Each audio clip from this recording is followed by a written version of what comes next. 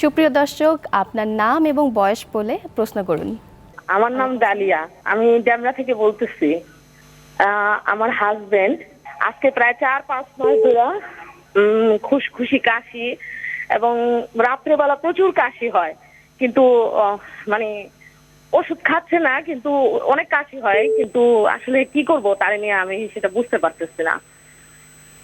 Sir, এ বিষয়ে যদি কিছু বলতেন।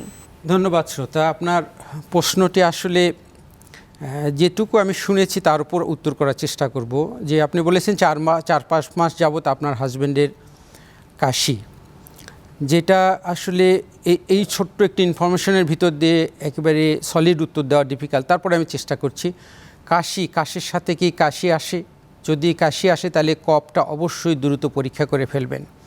আর যদি এরকম হয় যে শুকনা কাশি রাতের বেলা হচ্ছে এবং দেখা যাচ্ছে যে রাতে ঘুমের সমস্যা হয়ে যাচ্ছে, বা দিনের বেলা যখন কাজ করছেন তখন একটু হাঁপায়ে যাচ্ছেন, একটু পরিশ্রান্ত লাগছে, তখন বুঝতে হবে যে আরও কিছু রোগ আছে। যেমন উনি যদি ধূমপান করেন তাহলে ধূমপানজনিত শ্বাসকষ্ট, অনেক সময় বংশগতভাবেও থাকে, যেটা বয়সকালে শুরু হয়, অ্যাজমা বলি, আহপানি বলি, সেটাও হতে পারে। বা উনি যদি পেশাগত কারণে এমন কোনো পেশায় জড়িত থাকেন, যেমন অনেকে বলে যে পাখি যেমন কবুতর পালেন বা অন্যান্য পাখি, বা পেশাগত কারণে ধুলাবালি বা পাথর ভাঙা, এ ধরনের কিছু রোগ পেশা আছে যেটার সাথে ফুসফুস ক্ষতিগ্রস্ত হয় এবং সেখানেও এরকম কাশি হয়, যেটাতে শ্বাসকষ্ট হয়। আবার ধূমপায়ী ব্যক্তি, কোনো কাশি ছিল না, হঠাৎ করে কাশির প্যাটার্নটা চেঞ্জ হয়ে গেছে, সেটা একটা অ্যালার্ম, একটা বিপদের সাইন দেয় যে ফুসফুসে কোনো টিউমার হয়ে গেল কিনা, সেটাও মাথায় রাখতে হবে আমাদের। ইভেন নাকের যে সমস্যা আছে, নাকের পিছন থেকে সমস্যার কারণে, নাকের সাইনোসাইটিসের কারণেও এরকম কাশি থাকতে পারে। তো আপনাকে দ্রুত একজন বক্ষব্যাধি বিশেষজ্ঞের পরামর্শ নেওয়ার পরামর্শ দিচ্ছি, কারণ 5-6 মাস যাবৎ কাশি, এটাকে এতদিন কেন বসে আছেন? অবশ্যই আপনার ডাক্তারের পরামর্শ নেওয়া দরকার, এবং বিশেষ করে একজন বক্ষব্যাধি বিশেষজ্ঞের পরামর্শ নেবেন। আমার কাছে মনে হয় সেটা সবচেয়ে আপনার জন্য ভালো হবে।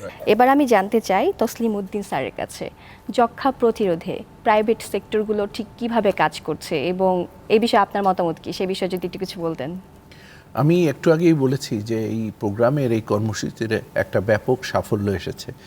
এই সাফল্যটি কিন্তু এসেছে সরকারের একটা অত্যন্ত পজিটিভ অ্যাটিটিউড, অর্থাৎ সরকার যে কাজটি করেছে সেটা হলো প্রাইভেট সেক্টরকে কাজ করতে দিয়েছে। প্রাইভেট সেক্টর, এনজিও, সরকার সম্মিলিতভাবে এই যক্ষ্মার বিরুদ্ধে যে কমব্যাট করতেছে, যে যুদ্ধটা সবাই সম্মিলিতভাবে করছি, আর যার জন্য কিন্তু এই সাফল্যটা আরও ত্বরান্বিত হয়েছে।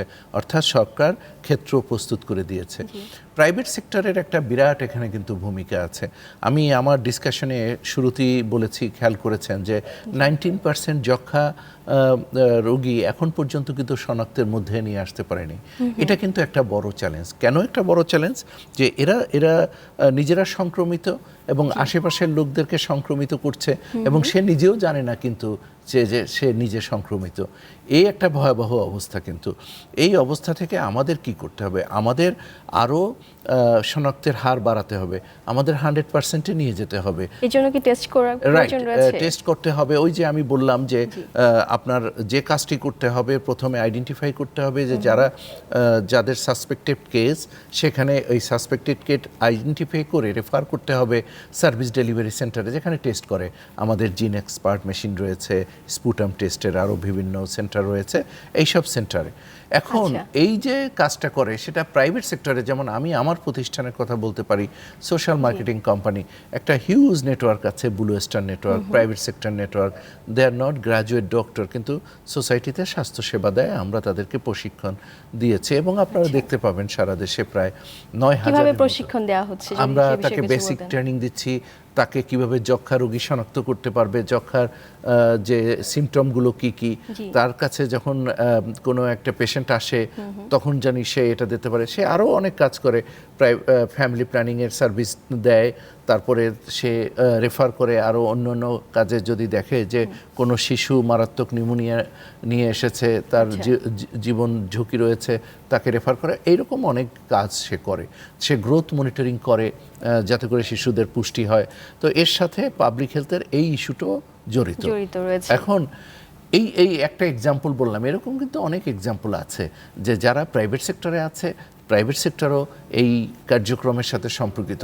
কিন্তু আমি যেটা বলবো যে প্রাইভেট সেক্টরকে আরও রোল প্লে করতে দিতে হবে, আরও ব্যাপক রোল যদি প্লে করে কমিটিতে শুধু এই ব্লু স্টার নয়, আরও যারা আছে বিভিন্ন এনজিওর অথবা বিভিন্ন সাহায্য সংস্থার যারাই থাকুক তাদেরকে সম্পৃক্ত করে আমরা যাতে করে কেস রেফার বেশি করতে পারি, কেস আইডেন্টিফাই করতে পারি। এবং আইডেন্টিফাই কিন্তু শেষ না, যেটা ভাই কিন্তু বলতে চাচ্ছিলেন যে এটা কিন্তু একটা দীর্ঘমেয়াদী ওষুধের একটা প্রক্রিয়া আছে, কমপ্লায়েন্স আছে, অর্থাৎ তার নিয়মিত ওষুধ খাওয়াটা মাচ মোর ইম্পর্টেন্ট।